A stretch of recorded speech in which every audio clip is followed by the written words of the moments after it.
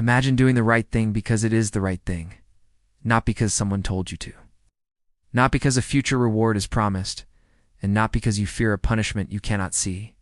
That, in a single sentence, is what morality should be. It is empathy in action, accountability in the present, the small kindnesses and hard choices we make without being told to. But faith, organized, doctrinal, unquestioned faith, often asks for something else. It asks for obedience. It asks for certainty. It promises reward and threatens punishment. And when you trade moral judgment for obedience to dogma, you hand over the steering wheel of your ethics to something outside yourself. More often than not, that is how faith becomes the opposite of morality. Let me be clear. This is not an attack on people of faith. Many who pray, attend churches, mosques, temples, or synagogues are generous, brave, and kind. The problem I want to name is structural. How systems of religion, when built on inflexible answers and absolute authorities, can erode our capacity to act morally on the basis of reason, compassion, and responsibility. Start with what morality actually asks of us. It asks us to reduce harm, to respond to suffering, to put ourselves in other people's shoes. It asks for proportionality. Measure your reaction to the scale of the wrong. It asks for consistency. If stealing is wrong, it's wrong whether your neighbor does it or your enemy does it. And importantly, morality is responsive. It changes when new evidence, new perspectives, or new harms are obvious. It is supposed to be a tool for living well together. Faith, as practiced by many institutions, often does the opposite. It tells you who is in and who is out. It sets rules as eternal, even when those rules were written in a different time and for a different world. It encourages believers to prioritize spiritual obedience over immediate human suffering. It offers absolution and special status to followers, and it gives moral authority to leaders who, once enthroned, can claim divine sanction for their decisions. Look at the social effect this produces. When a person is taught from childhood that salvation depends on obedience, the incentive structure of their moral life shifts. The question stops being what will minimize harm and starts being what will satisfy authority. Do parents choose empathy toward an autistic child who expresses themselves differently? The moral answer is yes. But a system that measures worth by conformity might pressure parents to hide, shame, or force the child into a norm that hurts them. Do congregations open their doors to refugees? Empathy says yes. Fear-based doctrine about purity or the other may say no. Do people respond to evidence that a treatment works, or deny the science because a leader said so? Again, morality leans toward evidence. Faith can demand faithfulness instead. Take the issue of shunning. A community tells itself it loves, but it punishes those who do not conform. A teenager confesses something that deviates from religious teaching, maybe a same-sex attraction, maybe a questioning of doctrine, maybe a desire to marry outside the faith. The response in many communities is shaming, exile, or conditional love. It is framed as tough love, saving souls, protecting the flock.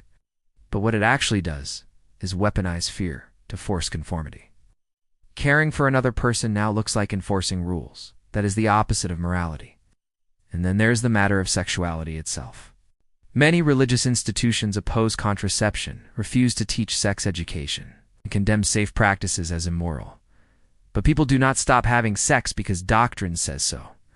What happens instead? More unintended pregnancies in places already burdened by poverty. More children born into hardship. More preventable diseases, like HIV spreading, because condoms are called sinful. That is not morality. That is avoidable harm, multiplied by blind obedience. A moral response would give people tools to protect themselves, to build healthier families, to prevent suffering. Faith too often blocks those tools, and the cost is measured in human lives. Consider moral reasoning. Philosophers separate major approaches into consequentialism, deontology, and virtue ethics. Consequentialism asks, what produces the best outcomes? Deontology argues that certain actions are right by rule. Virtue ethics focuses on moral character. Faith systems tend to collapse these distinctions into a single command.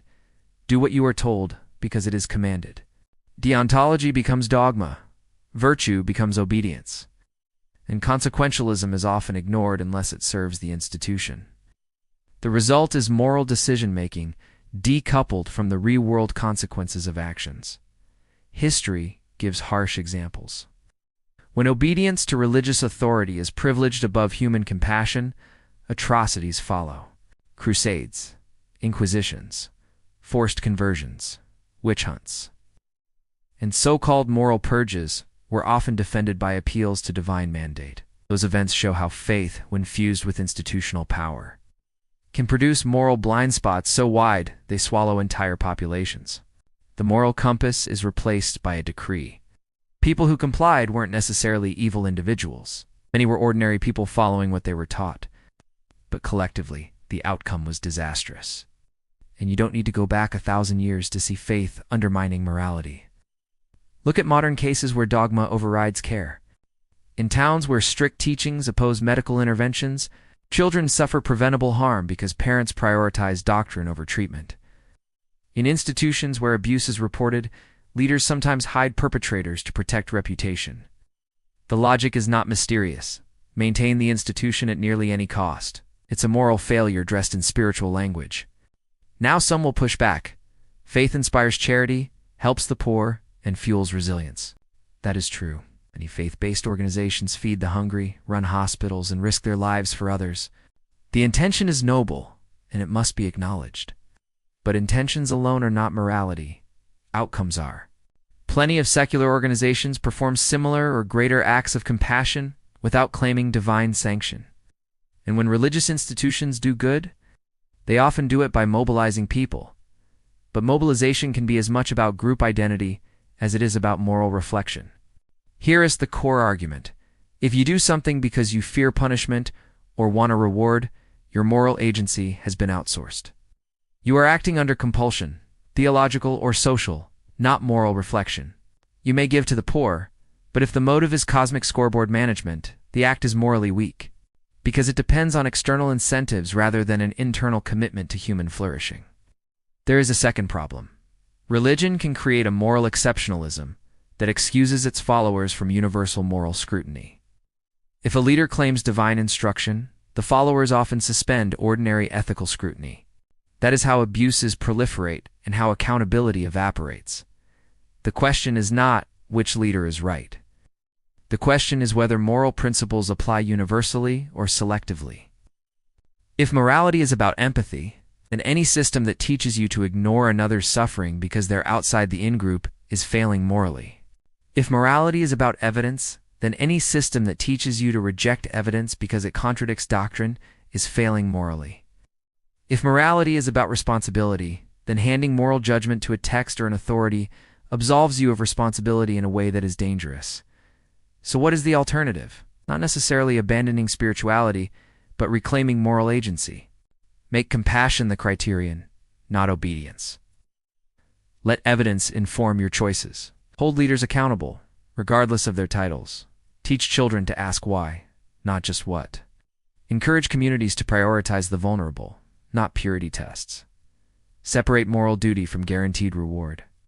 Make forgiveness a human decision, not a ritual transaction. Breakdown looks like this. Do good because empathy compels it. Help because suffering demands it.